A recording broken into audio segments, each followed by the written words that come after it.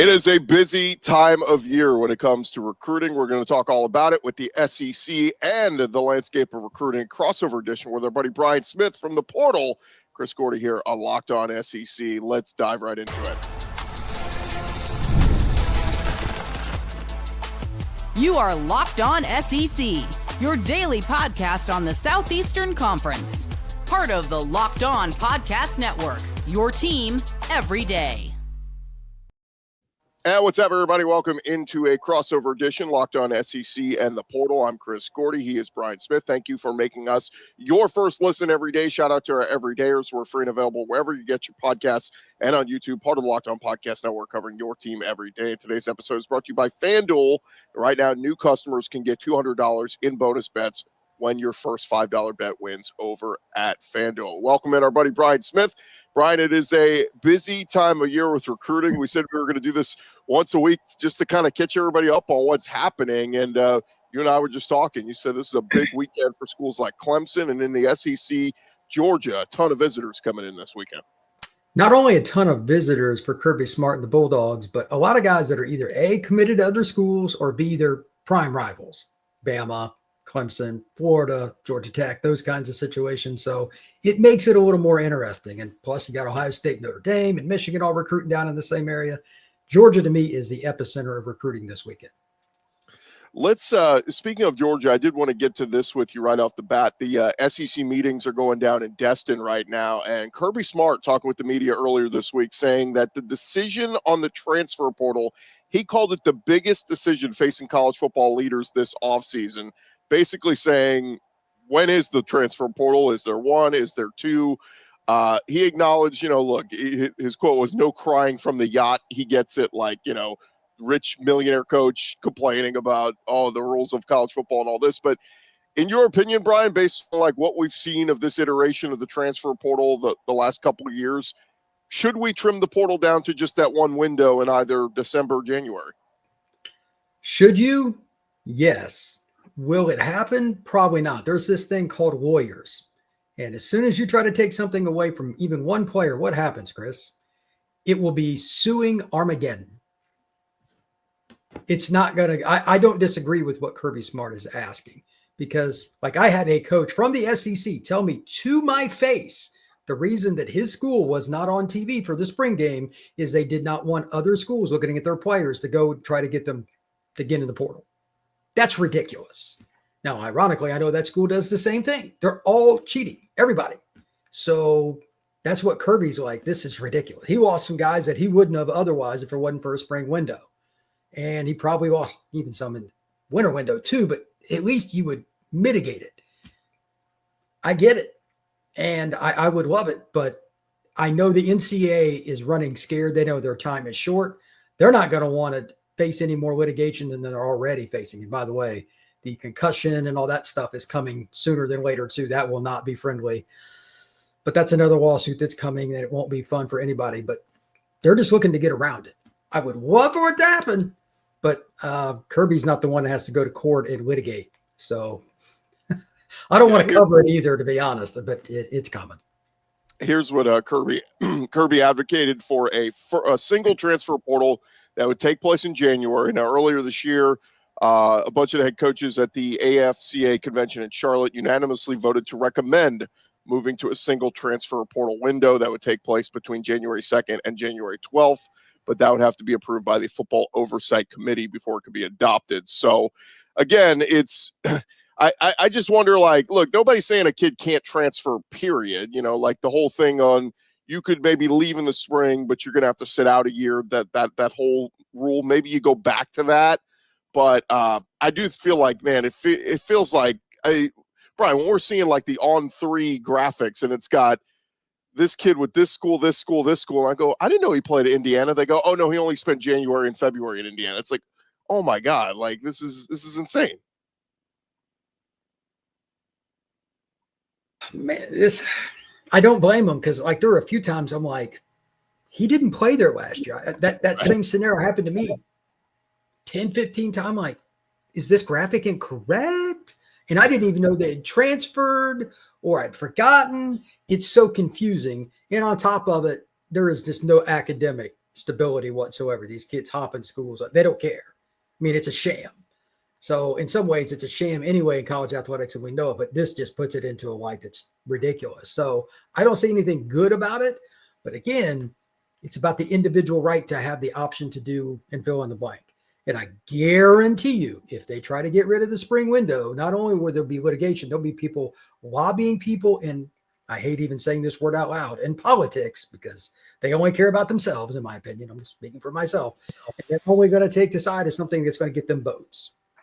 When you go against players, it doesn't go very well. They usually get the outcry. So I don't think Kirby's going to get what he wants, is my guess, because there's just no way to avoid litigation.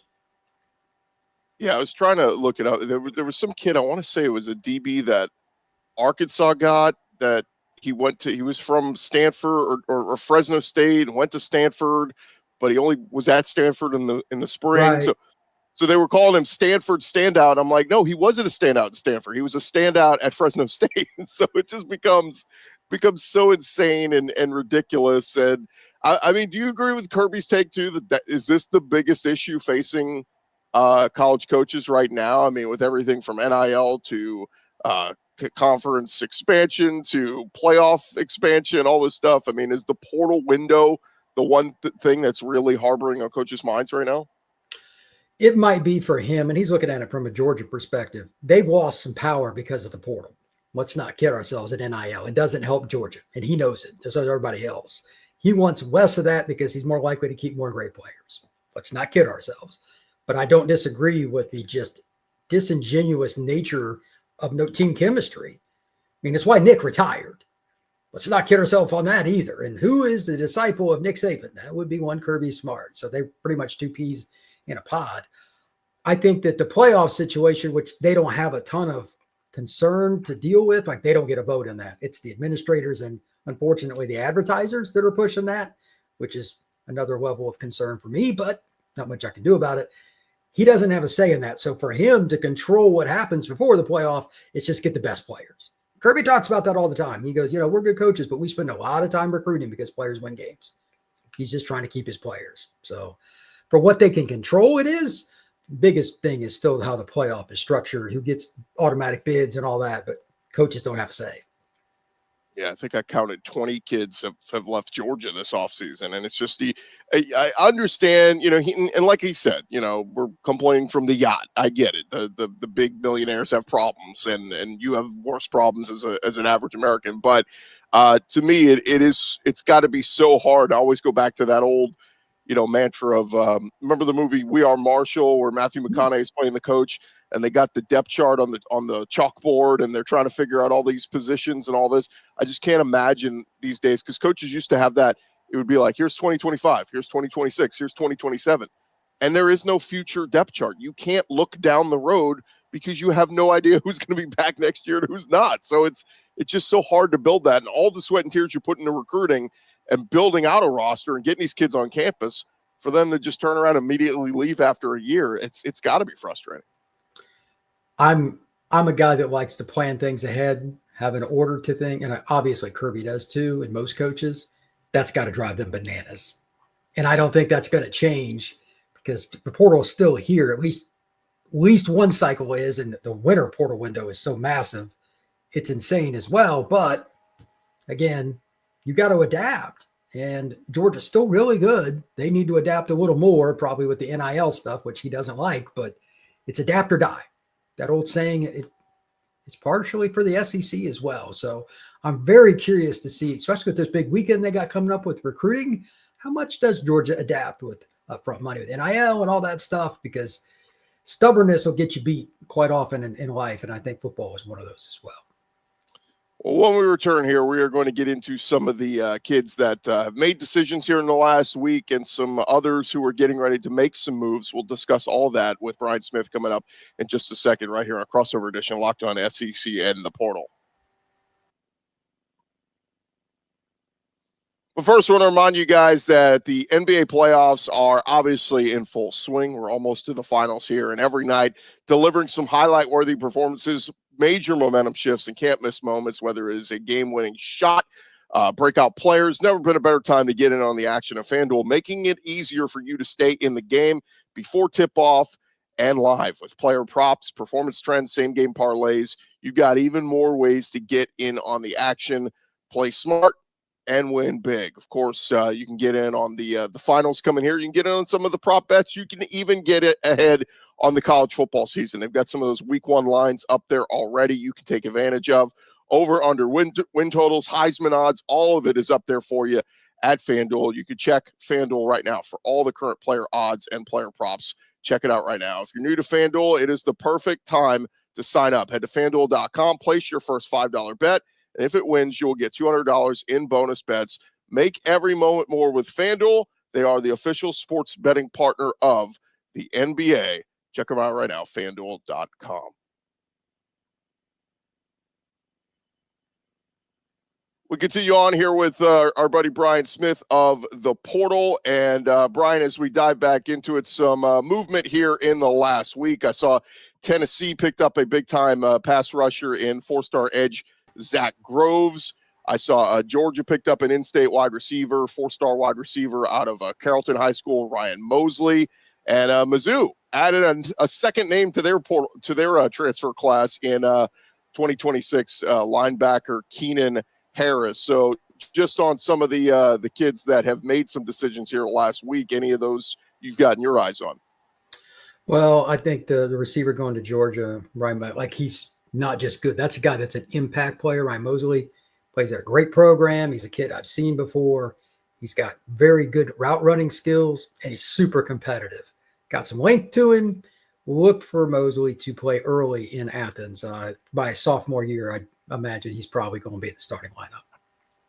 Yeah, it's been crazy here as of late. Georgia, they've always recruited well there, but it seems like lately they've been bringing a lot of kids through the portal that are wide receivers in the last couple of years.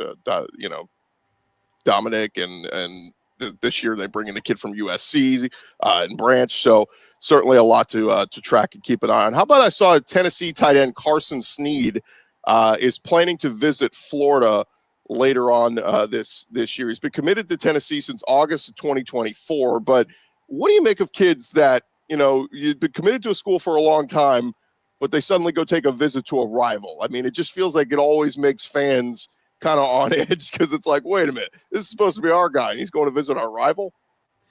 This is something that happens a lot. If I remember right, he's also visiting Ole Miss this weekend. I think that's the same kid. So it's kind of the era we're in. I'm sure NIL is a part of it for most of the kids, but I think it's just because these kids want to check out the visits. Like they make an early commitment. All their buddies are going on trips and they're staying home. And they're just curiosity. When you're 17, logic is probably not your first concern. I'm just going to leave it at that. 17, I sure as heck didn't use a lot of logic. I can assure you of that. But he's got opportunities to play anywhere. He's a really good football player. So he's got offers across the country. I bet he takes 2 or 3 trips. Yeah, I think he'll probably still sign with Tennessee. But this is the one time players have ultimate control. It drives coaches nuts, by the way. But there's nothing they can do about it. If you don't want him, you can cut him loose, but then you go play. Then you play against him. It's even Kirby, as much as like he's a dictator when it comes to how everything works. They don't have a rule on the visit thing. It's talent wins out, man. So it may be awkward for fans, but it's better to be awkward now than awkward later when he scores a touchdown against you. You still want your school to sign that kid. It's just the way it is.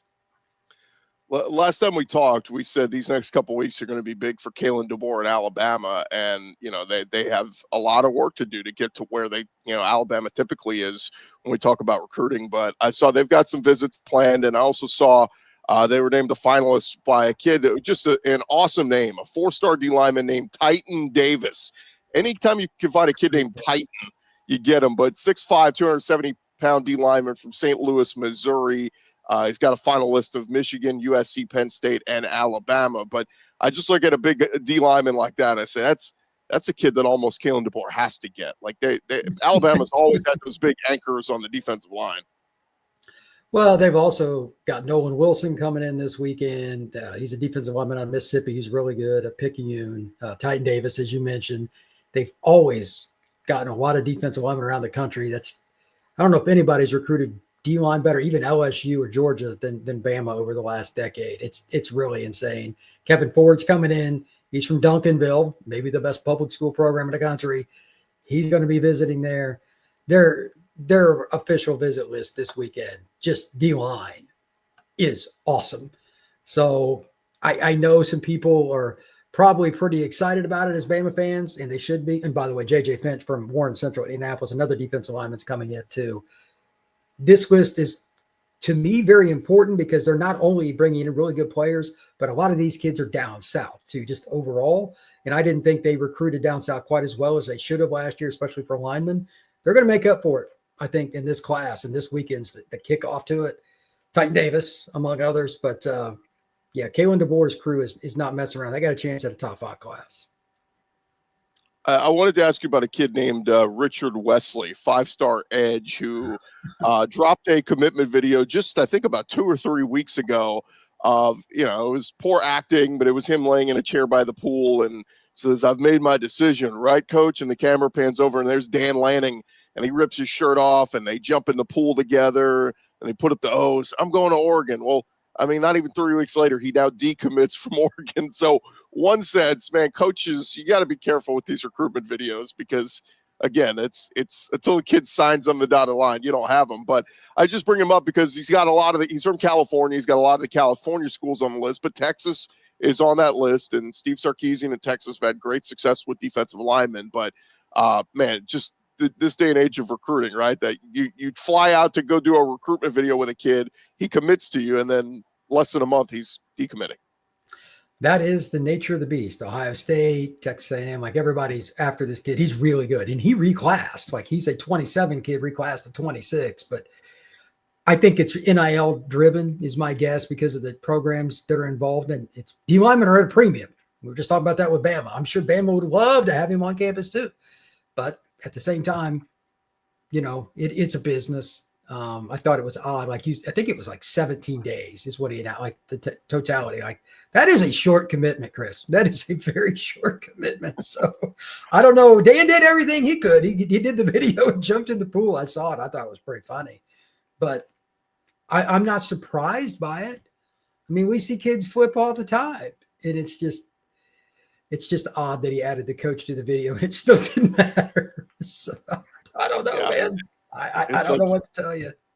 You've had the videos of Brian Kelly dancing with the recruits. And you lose the kid, it backfires on you, So it's just the coaches, you got to be careful with what you're doing out there. Put your assistants in videos. Don't put yourself in them. We just touched on Texas. I just wanted to touch on something that report that came out that said they were spending nearly $40 million on their roster this year. That was from the Houston Chronicle. Kirk Bowles reporting that a couple of weeks ago. And he says it was factoring in projected revenue sharing payouts and what the school is spending in NIL collective. Well, Steve Sarkisian came out this week at the meetings in Destin and said, that was a little bit of irresponsible reporting. I wish I had $40 million on our roster. Would probably be a little bit better. Is that, when you heard that number, I guess it makes sense with what they've guaranteed to kids through this revenue sharing that the school is going to pay out. But that's probably an estimate over the course of the next few years with what the NIL collective is spending. It just feels like a lot. $40 million on just one roster feels like a lot. Yeah, that would mean, because you got 85 to 95 for most teams now that they're going to the new rule with the scholarship, they're making $400,000, $500,000 a piece. Even the last guy, I don't know. I mean, Arch probably makes theirs a little different. I mean, he got like $10 million to go to Texas, allegedly, if you believe that. But I don't know if it's 40. 25 to 30, I could see, because Texas went all in. They know they got a short window. They went and got all those D tackles and stuff. Do they have the most expensive roster this year? I could see it. I agree with Sark, though. I don't think it's 40. And he would obviously know it's his program. So you can do the projection because it sells copies, but it's not the same totality as the one on Sarkisian's desk. It would be funny to be like, yeah, these false reports say we're spending $40 million on our roster. It's $38 million, all right? It's nowhere near 40. So, it's really silliness. All right, when we return here with Brian Smith, we will touch on some of the teams and what they're doing in terms of trying to improve their recruiting classes and where they are right now for 2026. We'll touch on that coming up next.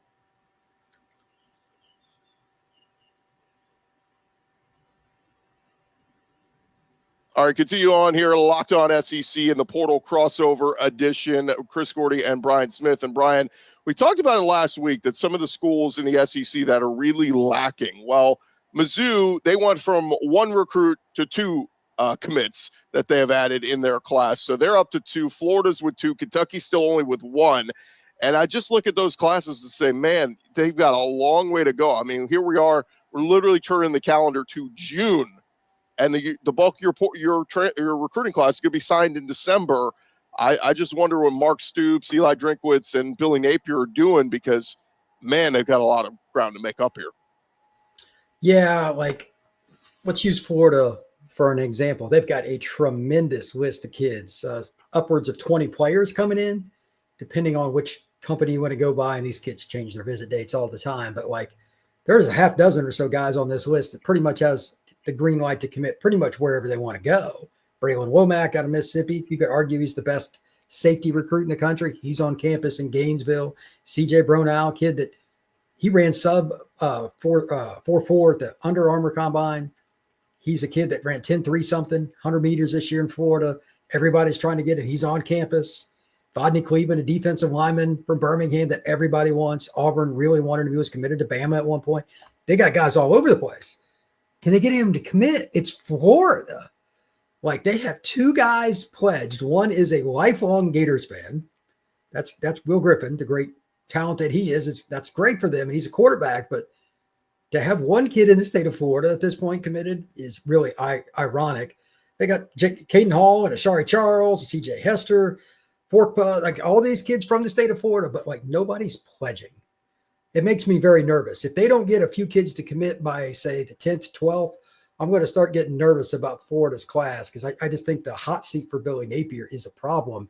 And they can't fix it during the recruiting cycle right now because the season's later. It's a rock and a hard place for Florida. And I think it's kind of the same thing with Kentucky. That obviously their season wasn't very good last year.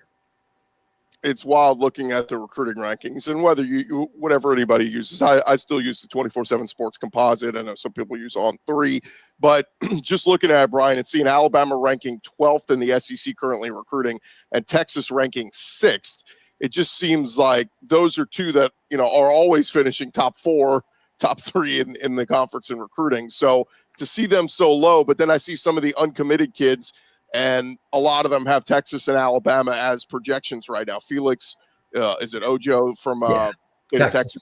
Yeah, he seems to be a lock for the Longhorns. Xavier Griffin, the linebacker from Georgia, seems like he's a heavy lean towards Alabama. So once these dominoes start to fall, I'd expect Texas and Alabama to start climbing up that list. If either one of them finished outside the top 5 or 6, I'd be surprised. It's possible if they decided to go a little heavier portal and they just didn't take as many kids. But in terms of quality of player, those are both going to end up in the top 6. Yep. I mean, the top 8 or so, there isn't much change year to year. Notre Dame's taken a little step up, and SC have this year, so it might be a little more competitive. But it's pretty much the same Big Ten and SEC schools that you would expect. They throw in maybe a Clemson or a Florida State or Miami out of the ACC. It's the same schools, and they just recycle. Georgia, Bama, Texas, they go after the big fish who commit later, and that's fine. Because at the end of the day, it's who you sign, not who committed in May or June or July. It's who do you sign. And they're playing the long game. That's how you win championships. You have to stick to your guns and go after the players that give you the best chance to win when the chips are down. So I think that's smart, and their due diligence will be rewarded on National Signing Day.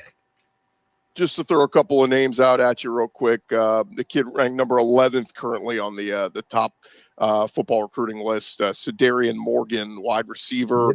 Looks like between Auburn and Alabama. Any timeline on a decision on when he'll make one? He's going to make one early July. That kid's, I know him well, 6'5", 215. He is a thoroughbred. Florida, Ohio State, some other schools, but it's probably Alabama or Auburn. And he is exactly what you're looking for in a boundary receiver. He is massive. He's a little taller than Jeremiah Smith, but built the same. So he's pretty much wherever he wants to go. Great kid, too. Yeah, and I wonder if Alabama can use the angle of, hey, look, did you see the new EA Sports cover? Little Ryan Williams, he's on the cover there. So why don't you come here? We'll put you on the cover of the NCAA video game. Got to think that doesn't hurt with recruiting. certainly. How about another top 20 kid, linebacker out of Loganville, Georgia, Tyler Atkinson? Feels like this is all but a lock for Georgia, right? Barring something unforeseen, I would agree. Ohio State and Texas and several other programs have made their pitch, but everything I've been told was Georgia. Until he doesn't go there, that's what I'm going with. But just remember, I thought that on several kids last year, and NIL changed that stuff. So I'm not as prediction heavy as I once was. It's made it more difficult, but the Bulldogs seem to be the prohibitive favorite. Yeah, I had somebody tell me that recently, that somebody they reached out to said, yeah, they used to be a really good source for them and tell them, oh, this kid's going here, because you can't even rely on that anymore, because you could find out literally before the hat ceremony that the kid is going here, and then he just changed his mind as he sat down at the table and picked up the other hat. It's like, well, you can't really until the pen signs on the dotted line, you can't really trust that. Any other big names or big moves we got to be watching here, Brian? Well, again, just to kind of reiterate, like Georgia's weekend is really important. They've got some guys. I think Georgia could make a move. They don't have a bunch of commitments right now, but right now it depends on your perspective with that too. They've got kids coming in like Caden Prothro, maybe the best tight end in the country. He's a local kid, not that far from Atlanta. Isaiah Williams, who's committed to Ole Miss, but he's made several commitments. They got Kamari Brooks, who's right down the road from them. Do not be surprised if Georgia gets 2 or 3 commitments at some point in the next week or two. They just got so many good players that they're familiar with, that have a lot of familiarity with being on campus. They could make a move. Brian, great stuff as always. We'll do it again very soon, talking all things recruiting across the SEC. It's been a crossover edition between Locked On SEC and the portal. Thank you guys for making us your first listen every day. If you haven't checked out the portal yet, you can do that. If you haven't checked out Locked On SEC, do that. Of course, Brian's got you up to date with all the latest rumors and signings, and be the most informed fan of the rapid changes in the college football landscape. I'm Chris Gordy. He is Brian Smith. We'll talk to you guys tomorrow right here on Locked On SEC and the portal. Have a great day, everybody.